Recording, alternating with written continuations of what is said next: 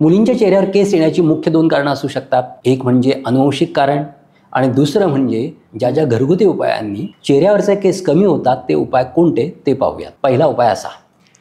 आपला आजच्या व्हिडिओचा विषय आहे मुलींच्या चेहऱ्यावरचे येणारे दाढी मिशांसारखे केस. त्याची कारणं आहेत तरी काय हो, आणि त्यावर उपाय आहेत का, आणि असल्यास ते उपाय कोणते, या सर्व गोष्टींचा उहापोह आपण आजच्या व्हिडिओमध्ये घेणार आहोत.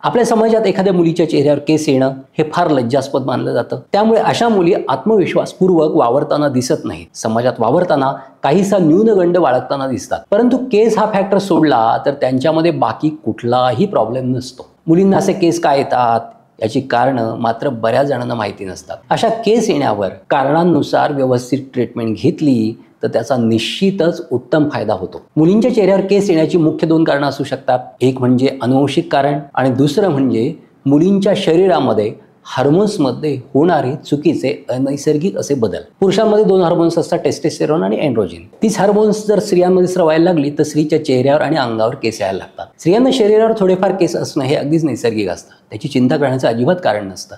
मात्र केस जास्त असल्यास डॉक्टरांकडे जाणं हे आवश्यक असतं. आता आपण स्त्रियांना चेहऱ्यावर केस येण्याच्या प्रकारांबाबत थोडी माहिती घेऊया. चेहऱ्यावर खूप केस असल्यास त्या स्थितीला हायपर ट्रायकोसिस असं म्हटलं जातं. अनुवंशिक कारणामुळे केस उगवले असतील तर त्याला जेनेटिक हायपर ट्रायकोसिस असं म्हटलं जातं. पण हार्मोन्सच्या असंतुलनामुळे केस येत असतील तर या स्थितीला हर्स्युटिझम असं म्हटलं जातं. हार्मोन्सच्या असंतुलनाचं आणखी एक मुख्य कारण म्हणजे स्त्रियांमध्ये आढळणारा PCOD म्हणजे पॉलिसिस्टिक ओव्हेरियन डिसऑर्डर. आणि आजच्या काळात ह्याचं प्रमाण वेगाने वाढताना दिसतंय.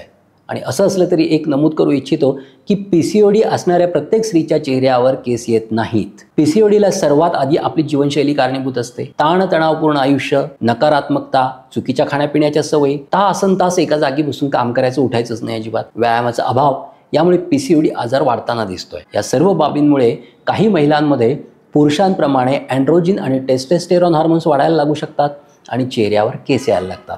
एखाद्या मुलीच्या चेहऱ्यावर केस असतील कारण त्यामागचं कारण समजलं की चिकित्साही सोपी होते. शरीरावर प्रमाणापेक्षा जास्त केस येणं, नको तेथे केस येणं, याला आयुर्वेदात अतिलोमा असं म्हटलं जातं. यासाठी शरीरातल्या हार्मोन्सवर काम करणारी विविध आयुर्वेदिक औषधं तसंच विशिष्ट पंचकर्म यांचा वापर केल्यास फार छान फायदा होतो.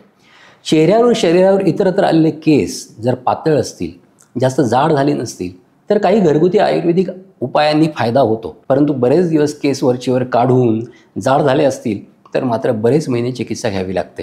आता चेहऱ्यावरच्या केसांसाठी आजीबाईचा किचनमधला बटवा काय सांगतो ते पाहूयात. ज्या घरगुती उपायांनी चेहऱ्यावरचे केस कमी होतात ते उपाय कोणते ते पाहूयात. पहिला उपाय असा. कोकोनट व्हर्जिन ऑइल म्हणजे जे क्रूड आहे, घाण्यातलं आहे, शुद्ध केलं नाही असं तेल घेऊन अशा तेलात हळद घालून लव आलेल्या जागी हलके हलके जिरवा.